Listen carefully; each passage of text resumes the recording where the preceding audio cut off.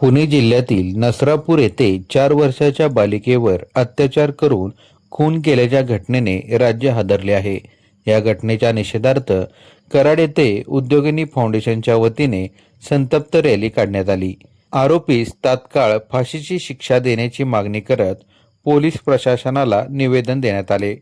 कराडमधील विविध संघटनांनी यामध्ये आपला सहभाग नोंदवला.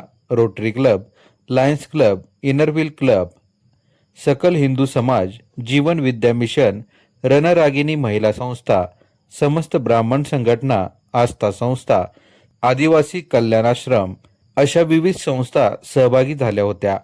याचे नियोजन सोनल भोसेकर, सायली मिरजकर, सारिका पाटील, प्रेमळ शहा, छाया पवार, निमा काळे, इला जोगी, मंजिरी खुपसे, जयंत बडेकर, डॉक्टर राहुल फासे, ओंकार आपटे गुरुजी, डॉक्टर अंजनी शहा, डॉक्टर अनगा राजगुरू व डॉक्टर वर्षा देशपांडे यांनी केले होते. अजूनही चार्जशीट दाखल होती आहे त्याच्या या क्षणापर्यंत असं दिसतंय. तर त्वरित आपण याच्यावर कार्यवाही करावी, गृह मंत्रालयाने करावी, चार्जशीट दाखल व्हावं.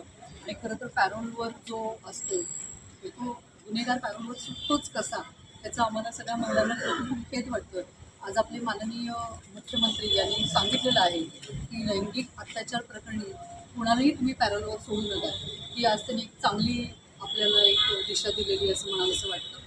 परंतु असे जे खटले आहेत ते कित्येक महिने कित्येक वर्ष चालतात.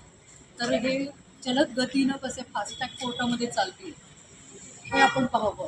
आणि दुसरं असं की आमच्या सगळ्या महिलांतर्फे शक्ती विधेयक जे काही आहे हे लवकरात लवकर आणावं आणि याची अंमलबजावणी महाराष्ट्रामध्ये व्हावी अशी आमच्या सर्वांची, इथे जमलेल्या सर्वांची इच्छा आहे. कारण नुसतंच आम्हाला आरक्षण आणि वगैरे काही नको, तर याच्यामध्ये संरक्षण हे अत्यंत महत्त्वाचं आहे. 2-3 वर्षाच्या जर आमच्या मुलींना जर काही संरक्षण नसेल तर या महिला वर्गाचं महाराष्ट्रातल्या होणार कसं. आणि दुर्दैव मला असं वाटतं सर की महाराष्ट्र दिनाच्या दिवशी ही घटना घडावी, यात मला असं वाटतं की महाराष्ट्राचं खूप मोठं दुर्दैव आहे की त्याच दिवशी अशी घटना घडलेली आहे. तर यापुढे या गोष्टींना आळा बसावा.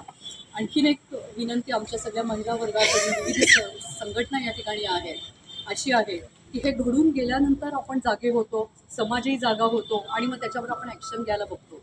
परंतु हे घडूच नाही त्याच्यासाठी आपल्याला काही जर सिस्टीम लावता आल्या, काहीतरी यंत्रणा जर कार्यान्वित करता आल्या तर फार बरं होईल. आणि त्याच्यामध्ये आमच्यासारख्या सगळ्या महिला ज्या सामाजिक संस्था ज्यांच्या आहेत अशांना जरी तुम्ही त्याच्यामध्ये इन्व्हॉल्व करून घेतलं तर फार बरं होईल.